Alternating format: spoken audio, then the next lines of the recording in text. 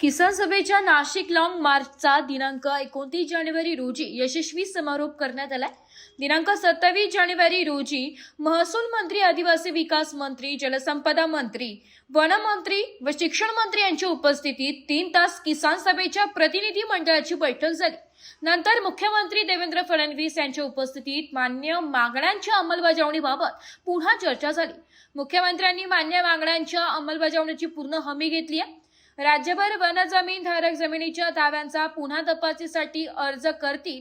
या अर्जांची छाननी करून प्रांताधिकारी समिती गाव समित्यांच्या अहवालानुसार वन हक्क बहालीची कार्यवाही करतील असे आश्वासन सरकारच्या वतीने देण्यात आले। नाशिक जिल्ह्यातील असे अर्ज या पार्श्वभूमीवर लगेच आंदोलनाच्या मुक्कामाच्या ठिकाणी शहापूर तालुक्यातील खर्डी येथेच थांबून भरून घेण्याचा निर्णय घेण्यात आला। यानुसार दिनांक 28 व 29 जानेवारी रोजी हजारो अर्ज भरून घेण्यात आले। 29 जानेवारी रोजी नाशिक जिल्हाधिकारी आंदोलनस्थळी आले, त्यांनी हे अर्ज स्वीकारले। तसेच सरकारच्या बरोबर झालेल्या चर्चेचे मिनिट्स संघटनेला दिले।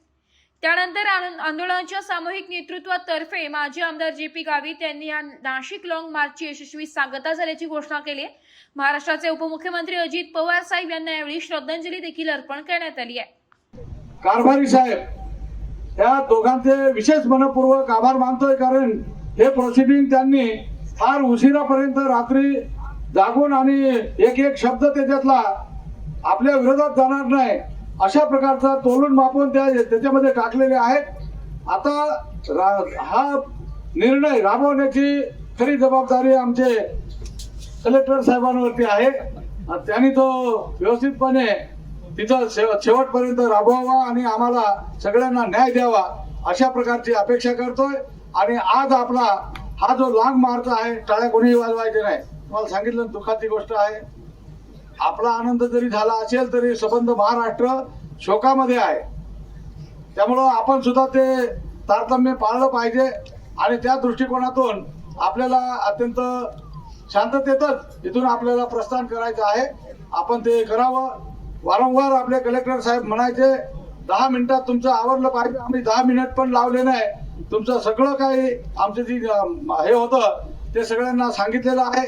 लोक सुद्धा इथून कोणीही बाहेर गेलेले नाही। जे लोकांना सांगितलं की इथं थांबायचं ते थांबले, ऐकून घेतलं। आपला जे काही इथं आल्याबद्दल सगळ्यांचे मनपूर्वक आम्ही आभार मानतोय आणि हा मोर्चा इथं स्थगित झाला असे मी जाहीर करतोय। आपल्या आपल्या गावाला शांततेत सुखरूपपणे आणि आपल्या गावी आनंद साजरा करायचा असेल तिकडे करा, इथं काही करायचं नाही। ब्युरो रिपोर्ट, व्हायरल विषय, नाशिक।